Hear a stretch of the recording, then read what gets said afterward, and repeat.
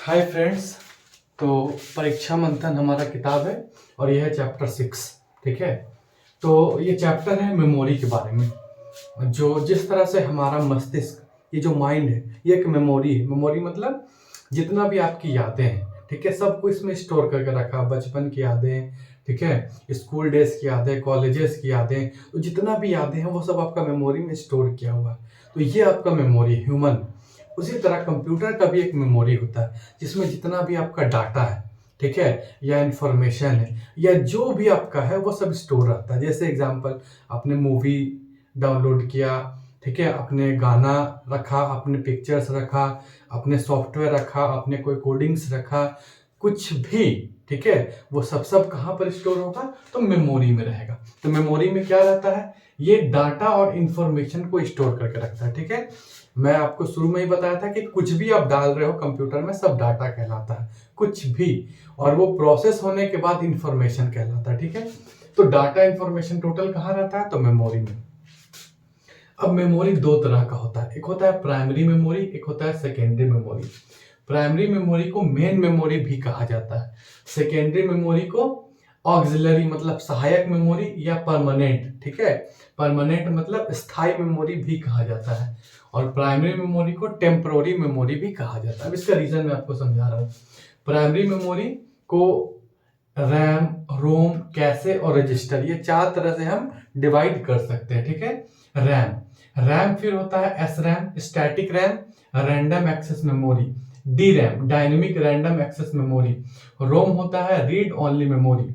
यह हो गया P ROM, EP ROM, EEP ROM. ठीक है, P ROM programmable read only memory, EP ROM erasable programmable read only memory, EEP ROM electrically erasable programmable read only memory. फिर है cache और फिर है रजिस्टर। तो ये है आपका प्राइमरी मेमोरी में रैम, रोम, कैशे और रजिस्टर। अब सेकेंडरी मेमोरी को फिर से दो तरह से डिवाइड कर सकते हैं, एक है सीक्वेंशियल एक्सेस, एक है डायरेक्ट एक्सेस। तो ये आपसे पूछेगा नहीं कि सीक्वेंशियल एक्सेस डिवाइड करेंगे कि डायरेक्ट एक्सेस में डिवाइड करेंगे, ये आपको बस जानना है। अब सीक्वेंशियल एक्सेस किसको कहा जाता है? सीक्वेंस मतलब एक क्रम में आएगा। जैसे एग्जांपल, आप ए बी सी डी एक क्रम में, ठीक है, 1 2 3 4 एक क्रम में। तो इसमें जैसे आप मैग्नेटिक टेप या कैसेट टेप आप देखे होंगे, पुराने जमाना में कैसेट चलता था, ठीक है, वॉकमैन होता था या टेप होता था जिसमें आप कैसेट डालते थे। ठीक है, और कैसेट जैसे आप डाल दिए तो उसके बाद क्या होता था कि 10 गाना उसमें बाय द वे, तो पहले गाना चलता था, उसके बाद दूसरा गाना चलता था, उसके बाद तीसरा गाना चलता था, उसके बाद चौथा गाना चलता था, एक सीक्वेंस में चलता था। अगर आपको मन है कि आप पांचवा गाना देखें तो आप नहीं देख पाओगे। क्यों? क्योंकि पहला से स्टार्ट होता था और एक सीक्वेंस में चलता था। तो ये होता है सीक्वेंशियल एक्सेस, मतलब वैसा मेमोरी जो एकदम स्टार्ट पहला से स्टार्ट होगा और सीक्वेंस में जाते जाते लास्ट तक होगा। अब होता है डायरेक्ट एक्सेस दूसरा। डायरेक्ट एक्सेस मतलब उस मेमोरी डिवाइस में आप कुछ भी कहीं से भी एक्सेस कर सकते हो। जैसे एग्जांपल, ठीक है, आपके पास बाय द वे एक सीडी डिस्क है, सीडी डिस्क, ठीक है, उसमें 50 सॉन्ग है। आपको मन है कि आप 37 नंबर का किशोर का सॉन्ग सुने, तो आप डायरेक्ट प्ले कर सकते हो 37 नंबर, डायरेक्ट एक्सेस आप कर सकते हो। आपके पास हार्ड डिस्क है, हार्ड डिस्क लैपटॉप में हार्ड डिस्क है जहां पर आपने 50 मूवी रखा अपने लैपटॉप पे। आपको मूवी कोई सा भी मूवी करना, आप डायरेक्ट मूवी को सेलेक्ट कर सकते हो। तो इसको कहा जाता है डायरेक्ट एक्सेस। डायरेक्ट आप एक्सेस कर पा रहे हो। तो डायरेक्ट एक्सेस को फिर से 3 भाग में तोड़ सकते हैं। मैग्नेटिक डिस्क, जिसमें आता है फ्लॉपी डिस्क और हार्ड डिस्क। मैं सबको डिटेल करूंगा, अभी बस आपको एक परिचय दे रहा हूं। ऑप्टिकल डिस्क, ठीक है, ऑप्टिकल ये रे मतलब किरण से चलता है, लाइट से चलता है, इसलिए इसको ऑप्टिकल डिस्क बोलते हैं। जैसे ब्लू रे डिस्क, सीडी रोम, ठीक है, सीडीआर मतलब कॉम्पैक्ट डिस्क रीड, सीडी मतलब होता है कॉम्पैक्ट डिस्क, सीडीआरडब्ल्यू मतलब कॉम्पैक्ट डिस्क रीड और राइट दोनों करेगा, डीवीडी, ठीक है। उसके बाद होता है इलेक्ट्रॉनिक स्टोरेज में फ्लैश मेमोरी और मेमोरी कार्ड। देखिए ये आपसे ये नहीं पूछेगा इलेक्ट्रॉनिक स्टोरेज क्या है, सीक्वेंशियल एक्सेस, डायरेक्ट एक्सेस में हम लोग डिवाइड करते, ये नहीं पूछेगा आपसे, इसके बारे में डिटेल पूछेगा। ठीक है, चलिए, तो ये हो गया। अब हम लोग सबसे पहले देखते हैं प्राइमरी मेमोरी के बारे में। तो प्राइमरी मेमोरी में हमने आपको सबसे पहला पॉइंट लिखा वर्तमान। इसका मतलब ये हुआ कि लैपटॉप या कंप्यूटर पे आप जो भी काम एट प्रेजेंट कर रहे हो वो सब प्राइमरी मेमोरी में स्टोर होता है। जैसे एग्जांपल, आप लैपटॉप पे एक टैब खोले हो जिसमें मूवी आप देख रहे हो, आपको कुछ मन किया आपने मिनिमाइज कर दिया, ठीक है, और दूसरा टैब खोला जहां पर आपने फेसबुक चला रखा है, ठीक है, फिर आपको मन किया आपने मिनिमाइज कर दिया, तीसरा टैब खोला आपने एक्सेल सीट खोला जहां पर कुछ कुछ आपने लिखा, फिर आपको कुछ मन किया आपने मिनिमाइज कर दिया, फिर चौथा टैब खोला, ठीक है, जहां पर वर्ड एमएस वर्ड में आपने एक रिज्यूमे टाइप किया, ठीक है, फिर आपको मन किया आपने मिनिमाइज कर दिया, पांचवा टैब खोला, ठीक है, आप गेम खेलने लगे, फिर थोड़ा देर में बोर हो गया, आप मिनिमाइज किए, छठा आप सोचे कि अब ठीक है, अब मैं ऐसा करता हूँ कि अब काम स्टार्ट करता हूँ, आपने कोडिंग स्टार्ट कर दिया, ठीक है, उसको मिनिमाइज कर दिया, तो उसके बाद फिर आपको कुछ प्रिंट करना था तो उस पर आप काम करने लगे, फिर आप गूगल खोल दिए, उस पर काम करने लगे, ठीक है, बहुत सारा टैब एक बार में आप खोल दिए, 10-12 टैब। तो वो जो आपका प्रेजेंट में जितना भी काम आप कर रहे हो, तो उसी वो सब कहाँ स्टोर होगा, तो वो सब प्राइमरी मेमोरी में स्टोर होता है, ठीक है। चलो नेक्स्ट है मेरा मदरबोर्ड। अब प्राइमरी मेमोरी जो होता है वो मदरबोर्ड में होता है। मदरबोर्ड क्या होता है, तो इतना बड़ा एक सर्किट रहता है, ठीक है, यहाँ पर बहुत सारा डिवाइसेस रहता है जिसमें प्राइमरी मेमोरी मेरा क्या क्या है, रैम रोम कैशे और रजिस्टर, ये सब मदरबोर्ड के अंदर रहता है। जैसे आप ये पिक्चर देखो, तो मदरबोर्ड में सीपीयू रहता है, सीपीयू को जिसको माइक्रो प्रोसेसर भी बोला जाता है और प्रोसेसर भी बोला जाता है। तो सीपीयू के अंदर होता है रजिस्टर, ठीक है, सीपीयू से डायरेक्ट कनेक्ट होता है कैशे मेमोरी, ठीक है। अब यहां पर आप एक बात गौर करना है कि डायरेक्ट कनेक्ट रहता है, कोई बस के द्वारा कनेक्ट नहीं होता है। सीपीयू के अंदर जो भी कनेक्शन एक दूसरे से होता है, ठीक है, उसको बसेस कहते हैं। आप जैसे आप ये समझ लो कि आपके घर में इलेक्ट्रिसिटी है, एक बल्ब से दूसरा बल्ब कैसे जाता है, तार के सहायता से, वायर के सहायता से। तो मदरबोर्ड में एक जगह से दूसरे जगह जो इलेक्ट्रिसिटी जा रहा है, ठीक है, वो सब बसेस के थ्रू जाता है। जिस तरह से आप घर में तार बोलते हो, वायर बोलते हो, इलेक्ट्रिक वायर, उसी तरह मदरबोर्ड के अंदर वही काम, सेम काम कौन करता है, बसेस करता है। बस एक ही काम है, बस दोनों का नाम अलग अलग है। घर में आप उसको वायर कहते हो, सीपीयू का मदरबोर्ड के अंदर उसको बसेस कहा जाता है। तो यहां पर गौर करना है कि सीपीयू और कैशे मेमोरी एक दूसरे से डायरेक्ट जुड़ा रहता है। ये बसेस के थ्रू नहीं जुड़ा है, कोई तार के थ्रू नहीं जुड़ा है, डायरेक्ट जुड़ा हुआ है, ठीक है। और ये सीपीयू कैशे से जुड़ा हुआ और वो जुड़ा रहता है मेन मेमोरी। मेनली यहाँ पर रैम का बात होता है, ठीक है। यहाँ पर मैं आपको लिख दिया हूँ रैम रोम, लेकिन मैं यहाँ पर मेनली फोकस रैम पे कर रहा हूँ, क्योंकि रोम जो होता है ना वो परमानेंट मेमोरी होता है। मैं आपको डिटेल आगे बताऊंगा। यहाँ पर अभी आप रैम पे ध्यान देना। तो यहाँ का स्ट्रक्चर क्या है, सीपीयू के अंदर रजिस्टर, सीपीयू से डायरेक्ट जुड़ा है कैसे, ठीक है, कैसे से ये जुड़ा रहता है बसेस के थ्रू। ये मेन मेमोरी मतलब रैम से जुड़ा है। तो आप यहाँ पर एक चीज गौर करो, सबसे फास्ट कौन होगा, जितना भी प्रोसेस हो रहा है, प्रोसेस वो सब कहाँ होता है, सीपीयू के अंदर, प्रोसेसर के अंदर। इसी को सीपीयू को प्रोसेसर भी बोलते हैं, माइक्रो प्रोसेसर भी बोलते हैं। इसके अंदर सब प्रोसेस हो रहा है, तो इसमें इसी के अंदर रजिस्टर है। मतलब जितना भी मेमोरी है टोटल में, ये जितना भी मेमोरी है, सबसे फास्ट कौन होगा, तो रजिस्टर।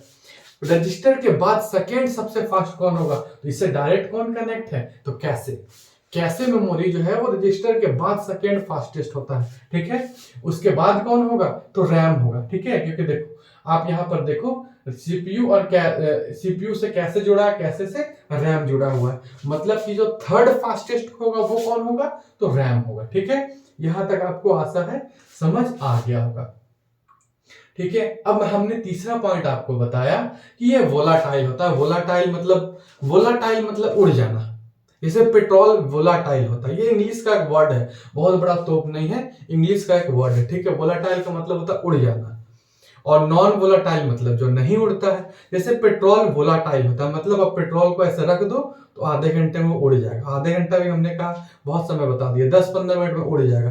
पानी आप रखो धीरे धीरे उड़ता है, ठीक है। तो पानी नॉन वोलाटाइल होता है, पेट्रोल वोलाटाइल है, केरोसिन तेल वोलाटाइल है, उस तरह ये मेमोरी भी वोलाटाइल है, उड़ जाएगा। इसका मतलब क्या हुआ कि वर्तमान में आप जो भी काम कर रहे हो, बाय द वे कि हमने लैपटॉप को डायरेक्ट कनेक्ट किया इलेक्ट्रिसिटी से, ठीक है, और मैं बहुत काम कर रहा हूं उसमें। मतलब मैं गेम्स भी खेल रहा हूं, मैं मूवी भी देख रहा हूं, मैं एक्सेल पे कुछ काम भी कर रहा हूं, मैं कुछ कोडिंग भी कर रहा हूं, ठीक है, 5-6 काम एक साथ कर रहा हूं। अचानक लाइन कट गया, लैपटॉप बंद, ठीक है, मैं शट डाउन नहीं किया, लैपटॉप अपने आप बंद हो गया, क्योंकि वो इलेक्ट्रिसिटी से डायरेक्ट कनेक्ट था। मैं मान लेता हूं कि मेरे लैपटॉप में बैटरी नहीं, डायरेक्ट इलेक्ट्रिसिटी से कनेक्ट है, लाइट कट गया, लैपटॉप बंद हो गया।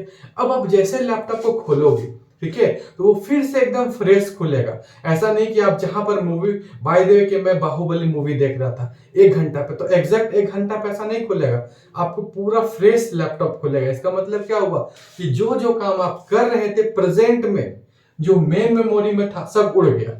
इसीलिए मेन मेमोरी को वोलाटाइल कहा जाता है। ठीक है, तो प्राइमरी मेमोरी रैम वोलाटाइल है। कैसे वोलाटाइल है? रजिस्टर वोलाटाइल है। लेकिन ये जो रोम है ये परमानेंट होता है। ठीक है, ये परमानेंट होता है, रोम को छोड़ के बाकी पूरा टेम्पोररी होता है। जैसे रैम, ये टेम्पोररी है, ये वोलाटाइल। टेम्पोररी या वोलाटाइल दोनों एक ही चीज है। उड़ जाना मतलब टेम्पोररी है। कैसे? वोलाटाइल है मतलब उड़ गया, मतलब ये भी टेम्पोररी है। रजिस्टर वोलाटाइल है मतलब उड़ गया, मतलब ये भी टेम्पोररी है। लेकिन रोम, ये इसको प्रोग्राम कर दिया जाता है शुरुआत में ही, जब कंपनी में बन रहा होता है रैम, तो वहीं पर इसमें प्रोग्राम डाल दिया जाता है। मेनली इसमें कौन सा प्रोग्राम डाला जाता है? कंप्यूटर को आप स्टार्ट कर रहे हो, रिबूट कर रहे हो, तो वैसा प्रोग्राम जो जिंदगी भर उस लैपटॉप के साथ जुड़ा रहेगा, तो वो प्रोग्राम को रोम में इंस्टॉल कर दिया जाता है कंपनी के द्वारा।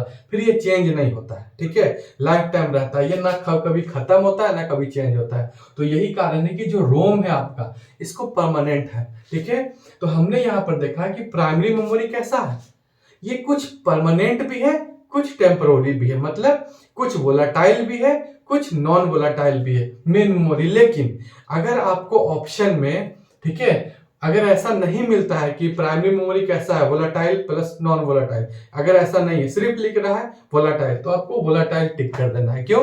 क्योंकि मेनली रैम, कैसे और रजिस्टर तीनों तो वोलाटाइल है ना। प्राइमरी मेमोरी मतलब वर्ड प्रेजेंट में कौन काम कहाँ हो रहा है, तो प्रेजेंट में जो काम कर रहा है वो तो सब वोलाटाइल है। तो इसीलिए हम लोग एज ए, ठीक है, ओवरऑल इसको मान लिया जाता है कि प्राइमरी मेमोरी वोलाटाइल है, मतलब उड़ जाता है, टेम्पोररी है। लेकिन रोम एक एक्सेप्शनल है। ठीक है, आशा है कि प्राइमरी मेमोरी आपको समझ आया होगा। अब हम देखते हैं सेकेंडरी मेमोरी के बारे में।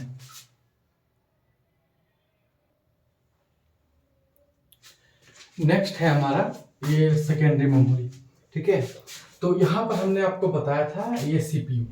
अब जैसे कोई भी डाटा को प्रोसेस करना है, ठीक है, तो सीपीयू सिर्फ रजिस्टर को पहचानता है, इसको और कुछ भी मतलब नहीं है। वो सीधा बोलेगा रजिस्टर से मांगेगा कोई भी डाटा, और ये रजिस्टर कैसे से मांगेगा, ठीक है, और ये कैसे रैम से ले लेता है। तो इसका मतलब ये जो कैसे है, ये सीपीयू और रैम दोनों के बीच बफर का काम करता है। अब ऐसा क्यों होता है, वो उसका रीजन भी मैं बता रहा हूँ।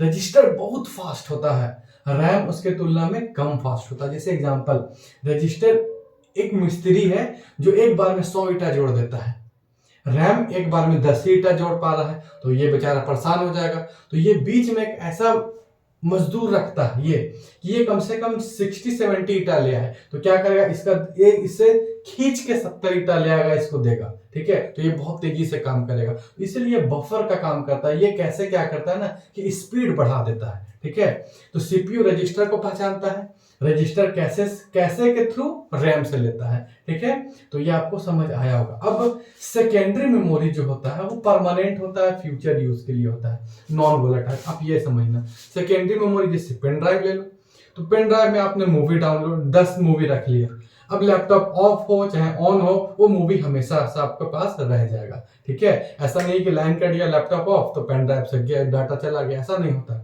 आपके पास हमेशा के लिए रह जाएगा। तो ये मेरा आपका सेकेंडरी मेमोरी, इसलिए नॉन वोलेटाइल है, मतलब कभी उड़ता नहीं है, नॉन वोलेटाइल, कभी नहीं उड़ेगा। ठीक है, अब ये प्राइमरी मेमोरी जो होता है वो सेल में बटा होता है। अब आपको मैं बता रहा हूँ, देखो ये जो प्राइमरी मेमोरी, हाँ एक बात और आप ये चीज ध्यान रखना कि प्राइमरी मेमोरी बहुत छोटा होता है। ठीक है, जैसे रैम, और ये बहुत कॉस्टली भी होता है। जैसे रैम, आप अगर 2 GB का रैम लोगे तो आपको 2-3 हजार रुपए में मिलेगा, और भी अच्छा कंपनी का लोगे तो 5-6 हजार रुपए में मिलेगा। लेकिन अगर आप 2 GB का पेन ड्राइव लोगे तो 300-400 रुपए में मिल जाएगा। तो कितना कॉस्टली है। ये छोटा भी होता है, मात्र 2 GB, उससे भी छोटा है कैसे, उससे भी छोटा है रजिस्टर, उससे भी और कम कम पे होता है। ठीक है, और ये बहुत कॉस्टली भी होता है। और वहीं आपका जो सेकेंडरी होता है ये, ठीक है, कॉस्टली कम कॉस्टली होता है, मतलब थोड़ा सस्ता होता है, और ये बड़ा होता है। जैसे हार्ड डिस्क 500 GB का हार्ड डिस्क आएगा, 1000 GB का हार्ड डिस्क आता है। ठीक है, तो ये चीज है। अब जैसे प्राइमरी मेमोरी जो भी होता है वो सेल में बटा होता है, इस तरह का सेल रहता है। ठीक है, इस तरह का सेल में बटा हुआ है। और एक सेल में क्या करता है कि 1 बिट इंफॉर्मेशन या डाटा को स्टोर करता है। बिट मतलब मैंने आपको पहले बताया था कि 0 1 को बिट कहा जाता है। ठीक है, कंप्यूटर हमेशा 0 1 समझता है। 1 मतलब ऑन होता है, जैसे बल्ब है ना, ऑन हो गया तो 1 वो इंडिकेट करेगा। ऑफ, जैसे 0 मतलब बल्ब ऑफ हो गया तो वो 0 इंडिकेट करेगा। तो कंप्यूटर जो है वो सिर्फ ऑन ऑफ को समझता है। तो जिससे बाय तो यहाँ पर 1 0 1 0 1 0 ऐसे। ठीक है, तो इस तरह से बिट। तो जो भी मेमोरी होता है, प्राइमरी मेमोरी, वो हमेशा सेल में बैठा होता है, छोटा छोटा मेमोरी, जिसमें एक बिट बाइनरी इंफॉर्मेशन होता है। मतलब 1 बिट या 0 रहेगा या 1 रहेगा, या 0 रहेगा 1 रहेगा। ठीक है, इस तरह से रहेगा। जैसे बाय द वे कि 1 0 0 1 1 1 1 1 1, ये कितना हो गया? 1 2 3 4 5 6 7 8। ठीक है, ये हो गया मेरा। अब ये जो है ना, ये इंफॉर्मेशन है, 8 बिट का इंफॉर्मेशन है, ये 8 बिट का कोई डाटा है। बाय द वे हमने लिख दिया मेरा नाम राकेश, तो ये राकेश लिखा हुआ है। मैं आपको समझाने के लिए बता रहा हूं, ये राकेश लिखा हुआ है, कंप्यूटर इसको राकेश समझेगा। ठीक है, तो अब क्या होता है कि जो प्राइमरी मेमोरी है वो सेल में बटा हुआ, एक सेल में एक बिट इंफॉर्मेशन या डाटा होगा, या 0 होगा या 1 होगा। ठीक है, और जो मेमोरी का सबसे छोटा यूनिट होता है वो बाइट होता है, ये बाइट। और 1 बाइट बराबर 8 बिट्स। इसका मतलब ये हुआ कि कभी भी, ठीक है, कभी भी आप कोई भी डाटा कंप्यूटर को आप दोगे, जैसे आई, तो हमेशा जैसे आई, तो आई वो टाइप करेगा तो 8 बिट में टाइप करेगा। ठीक है, जैसे आप लिखोगे माई नेम, तो एम को 8 बिट में वो टाइप करेगा। वाई को भी 8 बिट में टाइप करेगा। तो मिनिमम जो होता है ना, वो 8 बिट्स वर्ड लेंथ होता है। वर्ड लेंथ मतलब एक लेटर को, कंप्यूटर में एक लेटर को वर्ड लेंथ बोलते हैं। जैसे एग्जांपल, जैसे हमने कहा एम वाई माई, जैसे माई कंट्री इज इंडिया, ऐसे हमने लिख दिया। तो यहां पर एम एक लेटर है, वाई एक लेटर है, तो आपने लिख दिया माई, लेकिन कंप्यूटर माई नहीं समझेगा, कंप्यूटर एम। तो एम के लिए वो 8 बाइनरी का, ठीक है, 8 बिट्स एक बाइनरी बनाएगा। जैसे ये बना दिया जी 1 0 0 1 0 0, ये अब इसको वो एम समझेगा। उसी तरह फिर से 8 बनाएगा, उसको वाई समझेगा। ठीक है, तो मिनिमम 8 बिट्स का होता है। तो 1 बाइट हमेशा 8 बिट्स का होता है, जिसको वर्ड लेंथ बोलते हैं। ये एग्जाम में 4-5 बार पूछा है कि 1 वर्ड लेंथ जो है वो कितना बिट्स का होता है, तो 8 बिट्स का या 1 बाइट का। ठीक है, तो आपका 2 बाइट होगा तो 16 बिट्स हो जाएगा, 4 बाइट होगा तो 32 बिट्स हो जाएगा, 8 बाइट होगा तो 64 बिट्स हो जाएगा। ठीक है, अब यहाँ 16 बिट भी एक वर्ड लेंथ है, 32 बिट भी एक तरह का वर्ड लेंथ है, मतलब बड़ा वर्ड। जैसे यहाँ पर 8 है ना, तो अचानक वो 8 नहीं बल्कि 16 एक बार में ले लेगा। ठीक है, एक बार में 32 ले लेगा, तो वो हो जाता है वर्ड लेंथ। ये 64 बिट है तो वो भी एक वर्ड लेंथ है। ठीक है, तो वर्ड लेंथ 8 बिट्स का भी हो सकता है, 16 बिट्स का भी हो सकता है, 32 बिट्स का भी हो सकता है, और 64 बिट्स का भी हो सकता है। लेकिन अगर एग्जाम में आपको पूछे तो आप 8 बिट्स को टिक करना है। ठीक है, अब यहां पर आपको एक बात और मैं बता रहा हूं, अगर आपसे पूछेगा कि मेमोरी का सबसे स्मॉलेस्ट यूनिट कौन है, तो ये बाइट, 1 बाइट होता है। ठीक है, अब आपके दिमाग में आ रहा होगा ये बिट्स क्यों नहीं है? बिट्स इसलिए नहीं है क्योंकि कंप्यूटर हमेशा इंफॉर्मेशन जो भी आपका लेटर लेता है, ये वर्ड लेंथ लेता है, वो हमेशा 8 बिट के फॉर्म में लेता है। तो इसीलिए 8 बिट बराबर 1 बाइट होता है। तो इसीलिए मेमोरी का सबसे छोटा यूनिट 1 बाइट कहा जाता है। ठीक है, अब यहां पर आपको, आप सोच रहे होंगे 1 2 के बाद मैं सीधा 4 क्यों लिख दिया, 3 क्यों नहीं लिखा, 4 के बाद सीधा 8 क्यों लिख दिया, 5 6 7 क्यों नहीं लिखा?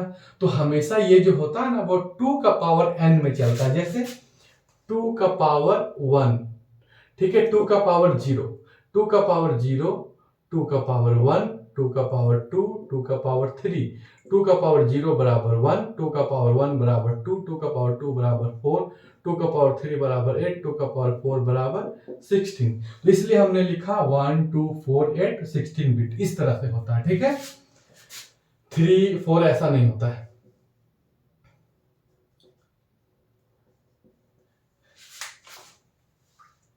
ये आशा है यहां तक आपको समझ आया होगा। अब प्राइमरी मेमोरी के बारे में देखिए, प्राइमरी मेमोरी जो होता है वो इंटीग्रेटेड सर्किट के फॉर्मेट में होता है। चलिए नेक्स्ट जो है आपका प्राइमरी मेमोरी जो होता है वो इंटीग्रेटेड चिप होता है। अब देखिए इंटीग्रेटेड चिप क्या है, जैसे आपको हो गया ये रैम, रोम, कैसे रजिस्टर, ये छोटा चिप होता है, इतना छोटा छोटा चिप होता है, इसी को बोलते हैं इंटीग्रेटेड सर्किट चिप। ठीक है, इसका खोज कौन किया था, तो किल्वी ने इसका खोज किया था। और ये क्या चीज का बना होता है, तो सेमीकंडक्टर, सेमीकंडक्टर, ठीक है, मेटलॉइड है, सिलिकॉन, या तो आप कंपाउंड में बात करोगे तो गैलियम आर्सेनाइड, ये सिलिकॉन का भी बना हो सकता है, गैलियम आर्सेनाइड का भी बना हो सकता है, ये इंटीग्रेटेड चिप। ठीक है, दूसरी बात, आपको बार बार रीड और राइट आएगा, वर्ड यूज होगा बार बार, रीड और राइट। तो रीड और राइट में मैं आपको डिफरेंस बताता हूँ। जैसे आपके पास कोई मेमोरी में ऑलरेडी जो डाटा है उसको पढ़ना रीड कहलाता है। जैसे एग्जांपल, आपके पास लैपटॉप में फोटो है, वीडियो गेम्स है, ठीक है, उसके बाद मूवीज है, सॉन्ग्स है, आप क्या किए, आप सॉन्ग ओपन किए, राइट क्लिक किए और प्ले कर दिए, तो वो आप उसको रीड मतलब ये नहीं कि पढ़ना, आप जो भी जैसे वीडियो देख रहे हो तो वो भी कंप्यूटर में आप रीड कर रहे हो, ठीक है, सॉन्ग चला रहे हो तो वो भी मेमोरी को आप रीड कर रहे हो, मतलब मेमोरी में जो चीज है आप उसको प्रोसेस कर रहे हो तो उसको रीड कहा जाता है। रीड मतलब आप यहाँ पढ़ना मत नहीं सोच लेना। जैसे आप आपके लैपटॉप में बाहुबली मूवी है, आप वहां पर गए, राइट क्लिक किए और प्ले कर दिए, तो मूवी चलने लगा, तो वो आप रीड कर रहे हो। ठीक है, मतलब read the value which is already store in memory, memory में जो भी है आप उसका यूज कर रहे हो, ठीक है, उसको प्रोसेस कर रहे हो, उसी को रीड कहा जाता है। अब राइट का मतलब क्या होता है कंप्यूटर में, कंप्यूटर में राइट का मतलब होता है कि मेमोरी में आप कुछ डाल रहे हो नया, उसको राइट कहा जाता है। जैसे बाय द वे मेरे पास पेन ड्राइव है, मेरा दोस्त के पास नया मूवी रिलीज हुआ है कि अरे यार बाहुबली बड़ा मस्त मूवी है, ऐसा करो तुम मुझे पेन ड्राइव में दे दो, तो मैं लैपटॉप से पेन ड्राइव में मूवी ले रहा हूँ, तो पेन ड्राइव में मैं क्या कर रहा हूँ, राइट कर रहा हूँ। ठीक है, मतलब डाटा लेना, ठीक है, उसको राइट कहा जाता है। आप हार्ड डिस्क में, ठीक है, आप क्या कर रहे हो कि गूगल से आप डाउनलोड कर लिए, यूट्यूब से डाउनलोड करके अपने सिस्टम पे आप रख लिए, गूगल से डाउनलोड कर लिए एक मूवी, तो आप अपना मेमोरी में उसको ले आए, उसी को कहा जाता है राइट करना। ठीक है, store a new value inside a memory, तो रीड और राइट आपको आसान समझ आ गया होगा। मेमोरी में आपके पास जो भी है उसको यूज करना, उसको देखना, उसको वीडियो चलाना, उसको रीड कहा जाता है, और मेमोरी में कुछ नया डाल देना, उसी को राइट कहा जाता है। एग्जाम्पल, आपके मोबाइल में बहुत सारा फोटो, आप फोटो देख रहे हो, फोटो ये सब आप रीड कर रहे हो। अब क्या किया कि आपने अपना मेमोरी में यूट्यूब कुछ डाउनलोड करके नया ले लिया, गाना 10 गाना डाउनलोड कर लिया, तो मेमोरी में आपने 10 गाना डाल दिया, तो वो आपने राइट कर लिया। ठीक है, नेक्स्ट, अब सेकेंडरी मेमोरी और प्राइमरी मेमोरी के बीच में डिफरेंस देखते हैं। देखिए, सेकेंडरी मेमोरी जो होता है वो सिस्टम के बाहर होता है, ठीक है, प्राइमरी मेमोरी सिस्टम के अंदर। इसका मतलब क्या, आपको हमने बताया था कि प्राइमरी मेमोरी मदरबोर्ड में होता है, ठीक है, या रैम हो या रोम हो या कैसे हो या रजिस्टर हो, सब मदरबोर्ड के अंदर होगा, और ये जो होगा वो मदरबोर्ड के बाहर, सिस्टम के बाहर होता है। जैसे पेन ड्राइव बाहर होगा, हार्ड डिस्क बाहर होगा, फ्लॉपी, ठीक है, सीडी वगैरह सब बाहर होता है, सिस्टम के बाहर होता है, ये परमानेंट होता है। ठीक है, जैसे हमने आपको बताया था कि ये टेम्पोररी है, प्राइमरी मेमोरी टेम्पोररी है, ठीक है, आप कुछ भी डाटा काम कर रहे हो, लाइट कटा सब खत्म हो जाएगा। लेकिन सेकेंडरी मेमोरी में आपके पास बाहुबली का सीडी है, तो क्या आप एक बार चलाओगे तो सीडी खत्म नहीं, वो हमेशा चलेगा। ठीक है, तो हमेशा ये परमानेंट होता है, मतलब नॉन वोलाटाइल, मतलब उड़ता नहीं है। नेक्स्ट है backup data. Backup data question पूछा, और बैकअप मतलब आप समझना, आपके पास कोई डाटा है जो बहुत ज्यादा इंपॉर्टेंट है, तो उस डाटा का आप बैकअप डाटा बनाते हो, मतलब एक जगह और उसको सेव करके रखते हो। जैसे एग्जांपल, बाय द वे कि आपका शादी का रिकॉर्डिंग हो रहा है, तो शादी तो एक बार हुआ, ऐसा नहीं कि वो फिर पास्ट में जाके फिर से रिकॉर्डिंग करेगा। ठीक है, शादी का रिकॉर्डिंग हुआ, आपने रिकॉर्डिंग जो है वो लैपटॉप में रख दिया, गलती से अगर लैपटॉप खराब हो गया, क्योंकि वो तो इलेक्ट्रॉनिक डिवाइस है, मशीन है, खराब हो गया, तब तो आपका डाटा गया, बहुत इंपॉर्टेंट डाटा था, गया। ठीक है, तो इसीलिए जनरली वीडियोग्राफर लोग क्या करता है कि पेन ड्राइव में आपको देता है, साथ साथ एक सीडी भी देता है कि आप सीडी संभाल के रखो, गलती से अगर ये खत्म हो गया तो आप सीडी के रूप में आपका बैकअप डाटा है। ठीक है, तो ये होता है आपका backup data. By the way आप कोडिंग कर रहे हो, 1-1.5 महीना से कोडिंग किए, पूरा परेशान, अचानक लैपटॉप खराब होगा, पूरा कोडिंग खत्म, तो गया। तो इसलिए उसको क्या कहता है, बैकअप डाटा में रखा जाता है। आप उसको सेव करके कहीं ईमेल पर रख लो, आप सेव करके उसको अपना कहीं पर एक ऐसा ड्राइव में रख लो, या फिर सीडी में रख लो, या पेन ड्राइव में रख लो, कहीं भी ऐसा रख लो जो वो बैकअप डाटा के जैसा काम करे। नेक्स्ट है कैपेसिटी। तो कैपेसिटी मतलब क्षमता, तो सेकेंडरी मेमोरी बहुत बड़ा होता है, जैसे हार्ड डिस्क कितना है 500 जीबी 1000 जीबी, लेकिन प्राइमरी मेमोरी बहुत छोटा छोटा होता है 2 जीबी, उससे भी छोटा होता है कैसे, उससे भी छोटा होता है रजिस्टर, रजिस्टर तो एमबी वगैरह में होता है, ठीक है।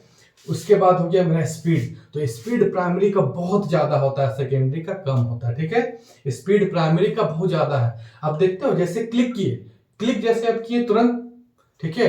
आप बाय द वे कुछ भी सॉन्ग में जैसे प्ले किए तुरंत सॉन्ग बजना स्टार्ट हो गया। आप जैसे गूगल में कुछ कुछ टाइप किए, क्लिक मारे तुरंत स्टार्ट हो गया। तो इसका स्पीड बहुत ज्यादा है प्राइमरी का, सेकेंडरी का थोड़ा कम होता है। कॉस्ट, अब कॉस्ट जो है वो प्राइमरी का ज्यादा है, ठीक है, और सेकेंडरी का कम है। जैसे आप अगर 2 जीबी का रैम लोगे तो आपको 4000 रुपया 5000 रुपया लगेगा। वही आप अगर 2 जीबी का पेन ड्राइव लोगे तो 400-500 रुपया लगेगा। दोनों 2 जीबी का है, ये रैम भी 2 जीबी है और पेन ड्राइव भी 2 जीबी है, लेकिन इसको 2 जीबी में 5000 लग जाएगा, लेकिन पेन ड्राइव का 2 जीबी में आपको मात्र 500 रुपया लगेगा। मैं आपको एक एवरेज बता रहा हूँ, एग्जैक्ट नहीं कि 5-6 हजार लगेगा, 2-3 हजार में भी आता है, 5-6 हजार में भी आता है। एक मैं आपको एवरेज समझा रहा हूँ। कॉस्ट हो गया। अब एक्सेस टाइम, एक्सेस टाइम मतलब होता है कि आपने कोई रिक्वेस्ट भेजा, उस रिक्वेस्ट का कितना जल्दी रिस्पॉन्स आ गया, उसी को एक्सेस टाइम बोलते हैं। जैसे रिक्वेस्ट हमने क्या किया, फेसबुक में यूजर नेम लिखा, पासवर्ड लिखा और हमने रिक्वेस्ट कंप्यूटर को भेजा, लॉगिन क्लिक किया तो रिक्वेस्ट भेजा और तुरंत मेरा फेसबुक खुल गया, तो वो मेरा रिस्पॉन्स हो गया, ठीक है, कंप्यूटर का रिस्पॉन्स हो गया। आपने बाय द वे की एक मूवी है, उसमें राइट क्लिक करके प्ले आपने दबाया तो आप रिक्वेस्ट भेज रहे हो प्ले, कंप्यूटर समझ गया कि हाँ प्ले करना और मूवी आपका चलने लगा, रिस्पॉन्स हो गया। कितना जल्दी ये होता है, इसी को एक्सेस टाइम कहा जाता है, रिक्वेस्ट एंड रिस्पॉन्स, ठीक है। अब आप सोचो कि फास्ट कौन है, प्राइमरी मेमोरी। प्राइमरी मेमोरी बहुत फास्ट है, इसका मतलब एक यहाँ पर आपको एक गाना आपको प्ले करना है, जैसे आप प्ले दबाएं एक ये 2 सेकेंड में प्ले हो गया, एक क्या हो रहा है कि 1 मिनट में प्ले हो रहा है। अब आप बताओ कि 2 सेकेंड में कौन प्ले होगा, जो बहुत फास्ट है, मतलब जो फास्ट है उसका रिस्पॉन्स टाइम कम है, 2 सेकेंड कम है ना 1 मिनट से, तो इसका मतलब कि रिस्पॉन्स टाइम या एक्सेस टाइम कम होता है, किसका, प्राइमरी का। क्यों, क्योंकि वो फास्ट है। सेकेंडरी का एक्सेस टाइम ज्यादा होता है, क्यों, क्योंकि वो प्राइमरी की तुलना में स्लो होता है। तो आशा है ये आपको समझ आ गया होगा। चलिए नेक्स्ट हमारा जो टॉपिक है वो है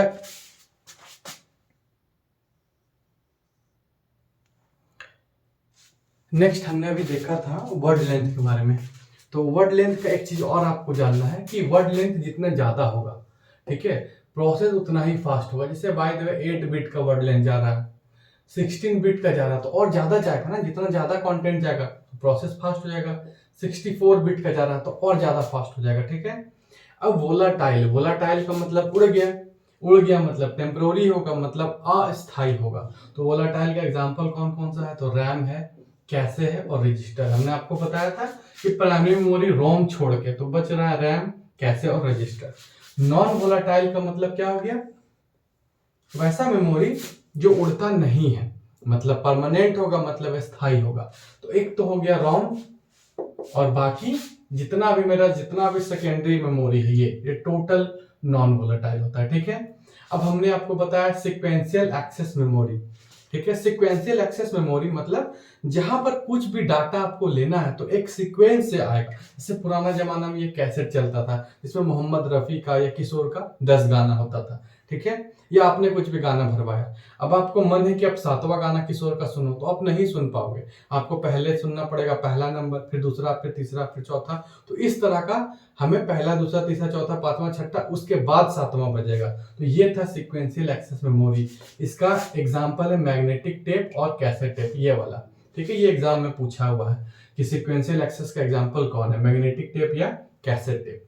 उसके बाद होता है डायरेक्ट एक्सेस मेमोरी। अभी जितना भी मेमोरी आ रहा है वो सब डायरेक्ट एक्सेस है, मतलब आप कुछ भी डाटा ले सकते हो कहीं से भी। जैसे बाय द वे आपका हार्ड डिस्क है, हार्ड डिस्क में 10 मूवी है, 50 वीडियोस है, आपको वीडियो कोई भी चलाना तो आप कोई भी वीडियो जाके, जैसे आपका मोबाइल में 50 वीडियो है तो आप कोई भी वीडियो चला सकते हो, ठीक है। ऐसा नहीं कि पहला वीडियो के बाद दूसरा, तीसरा, ऐसा नहीं होता है। इसी को बोलते हैं डायरेक्ट एक्सेस। जैसे मेरे पास 10 वीडियो, मैं कोई ये वीडियो चलाना तो चला दिया, ठीक है।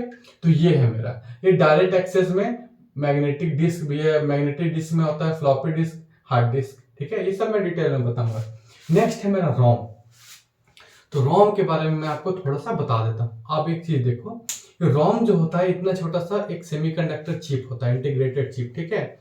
ये जब कंपनी जैसे लैपटॉप या डेस्कटॉप जब कंपनी बना रहा होता है तो उस समय जो कंप्यूटर के लिए बहुत ज्यादा इंपॉर्टेंट प्रोग्राम है उसको क्या किया जाता है ना कि फ्यूज लिंक के थ्रू रोम में डाल दिया जाता है, ठीक है, और उसके बाद उसको जला दिया जाता है, ठीक है। तो रोम में कोई भी डाटा डालना को बर्निंग कहा जाता है। ये जो बर्न है ना, बर्न, ये बर्निंग। रोम में अगर आप कोई भी डाटा डाल रहे हो तो उसी डाटा को बर्निंग करना बोलते हैं, ठीक है। तो यहाँ पर प्रोग्राम वगैरह डाल दिया जाता है, मतलब बर्न कर दिया जाता है रोम में, किसके थ्रू, तो फ्यूज लिंक के थ्रू, ठीक है। और उसके बाद इस लिंक को जला देता है, मतलब आप तो अब उसमें बर्न कर दियो, अब वापस नहीं लौट सकते, मतलब एक बार जो रोम में चला गया वापस नहीं होगा, ठीक है। इसका मतलब होता है रोम में जो गया वो हमेशा जिंदगी भर के लिए रह जाएगा, ठीक है। तो ऑब्वियस है कि रोम में डालना क्या है जो एकदम इंपॉर्टेंट है, मतलब जब तक कंप्यूटर है आपके पास वो तब तक उसमें रहेगा। तो क्या क्या डाला रहता है, तो जनरली क्या क्या डाला रहता है, कंप्यूटर को स्टार्ट करने का इंस्ट्रक्शन, मतलब क्या क्या इंस्ट्रक्शन है जिसके थ्रू कंप्यूटर स्टार्ट होगा। बूट प्रोग्राम, मतलब रीस्टार्ट आप कर रहे हो, ठीक है, या बूटिंग ले रहा कंप्यूटर, वो BIOS, basic input output system, ठीक है। इसमें क्या हो जाता है कि जैसे आप कंप्यूटर स्टार्ट करते हो तो आपको स्टार्ट होने में लगभग 1-2 मिनट लेता है, तुरंत स्टार्ट नहीं होता। क्यों? क्योंकि ये पूरा बायोस एप्लीकेशन रन करता है। अब यहाँ पर वो चेक करता है ये एप्लीकेशन कि कंप्यूटर में क्या इनपुट जो है या आउटपुट है वो सही से काम कर रहा है कि नहीं। तो ये पूरा एप्लीकेशन चेक करेगा ये बायोस, और उसके बाद चेक करता है, ठीक है। उसमें एक कमांड होता है post command, power on self test. ये पोस्ट कमांड क्या करता है, जितना भी डिवाइस है सब एक एक करके चेक करेगा। जैसे चेक करेगा माउस काम कर रहा है कि नहीं, हार्ड डिस्क काम कर रहा है कि नहीं, कीबोर्ड काम कर रहा है कि नहीं, मॉनिटर काम कर रहा है कि नहीं, ये पूरा चेक करके ओके जब कर देगा तो आपका कंप्यूटर स्टार्ट होता है, ठीक है। तो कंप्यूटर कभी भी स्टार्ट होता है तो आपका बायोस कमांड चलता है, और बायोस के अंदर ही एक कमांड है पोस्ट, ठीक है। ये बायोस कमांड पूरा कंप्यूटर एक एक करके चेक करता है कि सब सॉफ्टवेयर आपका सही है कि नहीं, हार्डवेयर सही है कि नहीं, टोटल कंप्यूटर को चेक करेगा।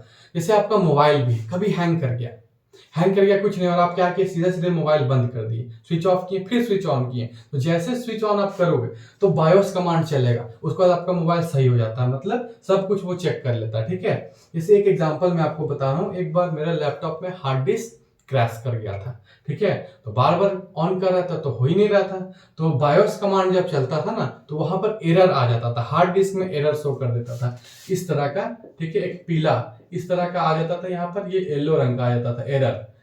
तो ये वो इंडिकेट कर रहा था कि ये जो बायोस कमांड के थ्रू जो पोस्ट कमांड रीड किया है ये आपका हार्ड ड्राइव को रीड नहीं कर पा रहा है, मतलब आपका हार्ड ड्राइव गया। तो फिर मुझे हार्ड डिस्क खरीदना पड़ा था, ठीक है। तो हार्ड डिस्क फिर हमने चेंज कर दिया और वहां पर एसएसडी कार्ड हमने लगवा लिया था अपने लैपटॉप में। तो ये होता है आपका बायोस कमांड, और उसी में बायोस एप्लीकेशन में ही एक कमांड होता है पोस्ट, जो एक एक डिवाइस को चेक करता है, माउस को चेक करेगा, ठीक है, सबको टेस्ट करेगा कि सब सही से चल रहा है कि नहीं। तो ये सब कमांड कहाँ पर रहता है, तो रोम में रहता है। देखिए रीड ओनली मेमोरी, इसमें डाटा कभी नष्ट नहीं होगा ना कभी चेंज होगा। क्यों? क्योंकि कंपनी शुरू में बना दिया था। ओनली रीड, अब यहाँ पर आप कुछ डाल ही नहीं सकते हो तो सिर्फ पढ़ सकते हो, ठीक है। इनबिल्ट मेमोरी, इनबिल्ट मतलब जो पहले से जिसमें सब कुछ डला हुआ, आप कुछ भी नया नहीं कर सकते, उस तरह का मेमोरी को इनबिल्ट कहते हैं। तो कंपनी ही इसमें डाल दिया है तो इसीलिए इसको इनबिल्ट बोलते हैं। ये सेमीकंडक्टर डिवाइस है, ठीक है। और कंप्यूटर स्टार्ट करने का इंस्ट्रक्शन, बूट प्रोग्राम, बूट मतलब जो आपका रीस्टार्ट होता है उसी को बूटिंग कहते हैं। बायोस प्रोग्राम, ठीक है, पोस्ट कमांड, ये सब इसमें रहता है रोम में। फिर डाटा अगर रोम में जो भी डाटा डाला जा रहा है उसको हम लोग बोलते हैं बर्निंग। अब रोम 3 तरह का है, ठीक है, पी रोम, ईपी रोम और डबल ईपी रोम। चलिए तो इसके बारे में देखते हैं। चलिए हमारा जो नेक्स्ट टॉपिक है वो है टाइप्स ऑफ रोम, ठीक है। तो यहां पर हमने देखा P ROM, programmable read only memory, मतलब यहां पर क्या है कि डाटा को आप एक बार लिख सकते हो, प्रोग्राम कर सकते हो। तो आपके दिमाग में आया कि सर आपने तो कहा था कि कंपनी के द्वारा बना रहता है, तो हाँ सही बात है। कंपनी 2 तरह का रोम बनाती है, एक ऐसा रोम बनाती है जिसमें पहले से, ठीक है, कंप्यूटर स्टार्ट करने का प्रोग्राम, बायोस सब कुछ इसमें डाला रहता है, और एक क्या करती है कि वो एक ब्लैंक मतलब एक खाली रोम बनाती है, आपको खाली रोम देता है। यही जो खाली रोम रहता है इसको पी रोम कहता है। ठीक है, आप यहाँ पर एक बार पी रोम बर्नर के थ्रू कोई भी एप्लीकेशन एक बार मात्र आप लिख सकते हो। पी रोम बर्नर के थ्रू आप एक एप्लीकेशन लिख दो, उसके बाद फिर वो कभी चेंज नहीं होगा। ठीक है, तो इसीलिए यहाँ पर डाटा एक बार लिखा जा सकता है। Data can be written only once, किसके थ्रू? P ROM burner. ठीक है, अब होता है erasable programmable read only memory. अब इसमें क्या होता है कि इसमें क्या है ना कि अगर आप ईपी रोम ये खरीदे, बाय द वे कि ये वाला आपका ईपी रोम है। ठीक है, आपने कोई प्रोग्राम लिख दिया, हमेशा प्रोग्राम जो भी लिखा जाएगा वो पी रोम बर्नर के थ्रू ही लिखाएगा, चाहे यहाँ चाहे यहाँ। ठीक है, पी रोम बर्नर के थ्रू आपने यहाँ पर प्रोग्राम लिख दिया, एक एप्लीकेशन यहाँ पर बाय द वे लिख दिया। अब आपको मन है कि आपको चेंज करना है, क्योंकि रोम तो महंगा आता है, नया खरीदने से बढ़िया इसको चेंज कर दो। तो अल्ट्रा वायलेट से आप क्या कर सकते हो, इसको मिटा सकते हो। इसको मिटा दिया, फिर ये खाली हो गया, फिर आप दूसरा प्रोग्राम लिख दो। फिर आपको मन क्या करे यार इसको भी चेंज करना, फिर से अल्ट्रा वायलेट से इसको मिटाओ, दूसरा प्रोग्राम लिख दो। तो ये हो जाता है erasable programmable read only memories, मतलब अल्ट्रा वायलेट रेज से आप इसको इरेज कर सकते हो। तीसरा होता है electrically erasable programmable read only memory. तो यहाँ पर क्या होता है ना, सेम चीज है इसके जैसा।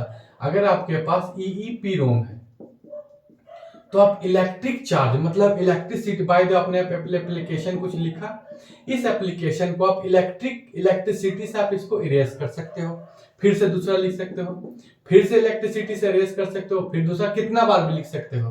ठीक है, तो सिंस अब आप खुद बताओ अल्ट्रा वायलेट ज्यादा आसानी से मिलता है कि इलेक्ट्रिसिटी? Obvious electricity. इसलिए तीनों में सबसे बेस्ट कौन होता है? तो डबल ईपी रोम। ठीक है, क्यों? ये सबसे बेस्ट वाला क्वेश्चन पूछा है क्योंकि इलेक्ट्रिसिटी से इरेज हो जाता है। चलिए, अब हमारा नेक्स्ट जो टॉपिक है, हमने यहाँ पर रोम देख लिया, हमारा नेक्स्ट टॉपिक है रैम। ठीक है, चलिए हमारा जो नेक्स्ट टॉपिक है वो है रैम।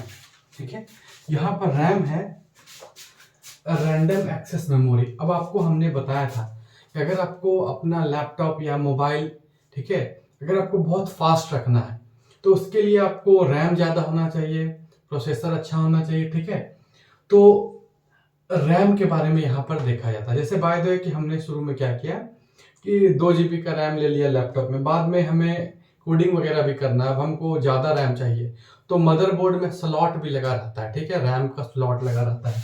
वो स्लॉट जो होता है वो एक डिवाइस में रहता है, SIMM या DIMM।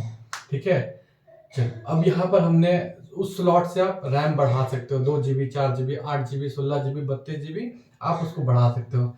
Same time to read and write in any location in RAM, ये क्वेश्चन पूछा है। इसका मतलब क्या हुआ कि रैम में बाय द वे कि यहाँ पर बहुत सारा डाटा रखा हुआ है, तो अगर आपको इसको लेने में 1 सेकेंड लगेगा तो इसको लेने में भी 1 सेकेंड लगेगा, इसको लेने में भी 1 सेकेंड लगेगा। कोई भी डाटा कहीं से लो आपको सेम टाइम लगता है, रीड करने या राइट करने में। हमको आपको बताया था रीड का मतलब पढ़ना है, राइट मतलब स्टोर कुछ करना है। ठीक है, पावर सप्लाई जैसे ऑफ होगा, बाय द वे आप लैपटॉप इलेक्ट्रिसिटी से कनेक्ट किए हो, जैसे लाइट कटा डाटा खत्म हो जाएगा। हमने आपको समझाया था, इसीलिए रैम वोलाटाइल होता है। ठीक है, उड़ जाता है। वर्किंग मेमोरी, जो भी प्रेजेंट में आप काम कर रहे हो सब कहाँ काम होगा? रैम में होगा। सीपीयू रैम से डाटा लेता है तथा प्रोसेस करने के बाद रैम में स्टोर कर देता है। हमने आपको बताया था कि ये मेरा हो गया सीपीयू, सीपीयू में रजिस्टर लगा हुआ है, यहाँ पर रजिस्टर है, ये सीपीयू है, यहाँ पर रजिस्टर लगा हुआ है, यहाँ पर कैशे है, और यहाँ पर मेन मेमोरी मतलब रैम है। अब यहाँ पर देखो, आपसे 2 तरह से क्वेश्चन पूछेगा कि सीपीयू डाटा कहाँ से लेता है, तो रैम से। क्यों? या तो अगर और डीप में पूछना होगा तो पूछेगा कि सीपीयू डाटा कहाँ से लेता है, तो रजिस्टर से। ऑप्शन पर डिपेंड करेगा। देखिए, सीपीयू क्या करता है, सिर्फ रजिस्टर को पहचानता है, और ये रजिस्टर जो है वो कैशे के थ्रू रैम से लेता है, मतलब ओवरऑल वो ले कहाँ से रहा है, तो रैम से ले रहा है। ठीक है, ये जो भी सीपीयू रजिस्टर को पहचानता है, रजिस्टर जो डाटा है वो कैशे के थ्रू रैम से ले रहा है। तो ऑप्शन में आपको डायरेक्ट रैम भी लिख सकता है, सीपीयू डाटा कहाँ से लेता है, तो रैम से। या तो और डीप में पूछना होगा तो पूछेगा कि सीपीयू डाटा कहाँ से लेता है, तो अपना रजिस्टर से लेता है। ठीक है, अब यहाँ पर है प्रोसेस करने के बाद, जैसे प्रोसेस करके ये रजिस्टर में भेजा, फिर ये डाटा रैम में आके जमा हो जाता है। जैसे बाय द वे हमने एक गूगल में किया, what is the capital of India, inter किया, ठीक है। तो डाटा यहाँ से आया रैम, रैम से इसके थ्रू आ गया यहाँ पे वो प्रोसेस करके वो लिख दिया Delhi is the capital of India, फिर रजिस्टर में भेजा, रजिस्टर के थ्रू यहाँ पर आके स्टोर हो गया, ठीक है। तो डाटा लिया भी जाता है रैम से और डाटा को स्टोर भी किया जाता है रैम में, ठीक है। अब ये क्या है, SIMM और DIMM, ये आपको डिटेल में नहीं पूछेगा, बस इसका फुल फॉर्म पूछेगा। Single in line memory module, dual in line memory module, ये कुछ भी नहीं है। जो रैम का जो स्लॉट होता है ना, स्लॉट का जो डिवाइस होता है वो इस तरह का अगर होता है, अगर सिंगल है तो इस तरह का लगा रहेगा, डिवाइस का स्लॉट इस तरह का कुछ रहेगा, ठीक है। और डुअल इन लाइन मेमोरी में इस तरह का कुछ रहता है, इस तरह का रहता है, एक डिवाइस का स्लॉट होता है, बाकी ये कुछ भी नहीं है, ठीक है। आपसे सिंपल मैं आपसे पूछेगा कि इसका फुल फॉर्म बताओ। नेक्स्ट, रैम दो तरह का है, एस रैम और डी रैम। एस रैम मतलब स्टैटिक रैम और डी रैम मतलब डायनेमिक रैम। अब दोनों में आपको डिफरेंस जानना है, ठीक है। तो आपको हमेशा याद रखना है कि यहाँ पर आप याद रखो, एस मतलब स्टैटिक मतलब स्पीड, तो एस रैम का स्पीड ज्यादा होगा, ठीक है। डी रैम का कम होगा। यहाँ एस मतलब स्पीड, स्पीड इसका ज्यादा होगा। क्यों होता है इसका ज्यादा? क्योंकि इसमें ट्रांजिस्टर लगा रहता है, फ्लिप फ्लॉप लगा रहता है। अब ये जो है ना, ट्रांजिस्टर, फ्लिप फ्लॉप, कैपेसिटर, ये सब इलेक्ट्रॉनिक्स का टर्म है। तो यहाँ पर समय ज्यादा बर्बाद ना करते हुए, यदि मैं चाहूँ तो पूरा कैपेसिटर पे 1 घंटा का क्लास ले सकता हूँ, ये ट्रांजिस्टर फ्लिप फ्लॉप है, क्योंकि मेरा इलेक्ट्रॉनिक्स से इंजीनियरिंग। लेकिन यहाँ पर मैं अभी आपको इसमें बहुत ज्यादा दिमाग नहीं लगाना है, बस आपको समझना है। स्टैटिक रैम में ट्रांजिस्टर लगा रहता है या फ्लिप फ्लॉप, आप ये दोनों में डिफरेंस है, वो अभी मैं उस पर नहीं जा रहा हूँ। आपको लिखा रहेगा कि फ्लिप फ्लॉप कहाँ होता है तो स्टैटिक रैम में, ट्रांजिस्टर कहाँ होता है तो स्टैटिक रैम में, ठीक है। इसके कारण यहाँ पर रिफ्रेश नहीं करना पड़ता है, ठीक है। रिफ्रेश नहीं करना पड़ता है, इसलिए बहुत फास्ट होता है।